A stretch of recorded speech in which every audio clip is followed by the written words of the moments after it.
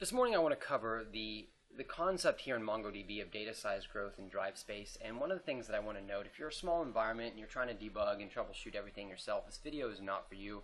This video is more for those large environments, because most small environments don't really deal with that much big data. They may think they do, but it's actually very minor. One thing to note here is that there are situations in which it is better to bring in a team of consultants, and this is one of those situations that it may be. But I will say, let's suppose you're trying to hire a MongoDB database administrator, and you're trying to figure out whether this person is good or not. And for large operations, one of the things that I'll say is within a 5-day period of time, and I mean within 5 days, the person ought to be able to tell you information about your environment related to data size and drive space. Okay, database administrators in general, and I say this as a consultant, I say this as having clients on the side that deal with MongoDB as well as SQL Server too. DBAs are all about proactive planning. In fact, 90% of being a DBA is about being prepared for something happening. It's not actually about doing work. The work that you're doing is constantly getting yourself in a position to be able to handle any problem. And so I've actually had, a few recruiters ask me, like, how are we able to identify a DBA? And I'm like, and especially even environments, and it's simply put, the person has a very proactive approach to problems. There's a lot of different qualifications of being a DBA or whatnot, but the fact is it's somebody who has got to be interested in learning new things, and not just learning new things, but constantly learning what other problems could go wrong in their environment. There are various qualifications that I look at when I interview a DBA, because I know the difference between someone who's going to be good and not, and I'm not going to cover all of those. Because again, there are environments that consult with me and they say, hey, we would like to know if this candidate's a good DBA. We need to hire a full-time DBA for our environment. And I'll go ahead and I'll briefly consult with them about that. But one of the things that I will say is that you give them 5 days in a period, if this is one of your concerns, data size growth, when you talk about documents and collections and drive space, they need to demonstrate within a 5-day period of time that they can show you that information.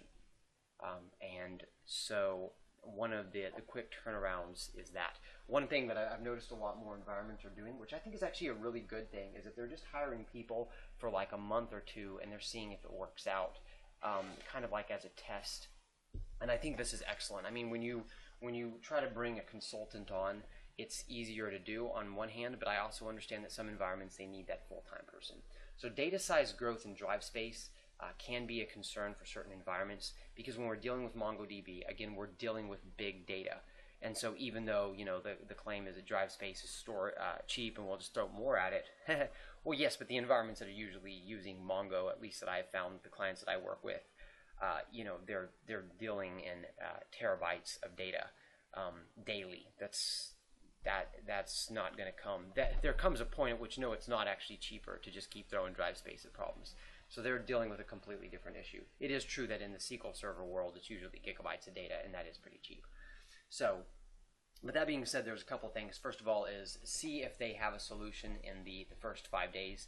And I mean, if you hire them on a Monday, then by Friday they should be able to show you some numbers. You should be able to look and say, okay, this person knows what they're talking about.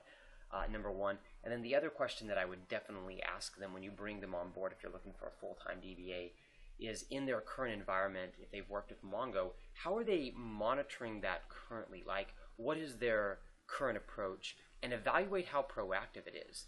Because what happens when you experience problems, this is where being a DBA is good. You have to be thinking constantly ahead. That's why when someone tells me that a DBA does this, and they do this, and they do this over here, I tell them, well, what that means is they're working more on active work than proactive work. And again, 90% of a DBA is proactive work.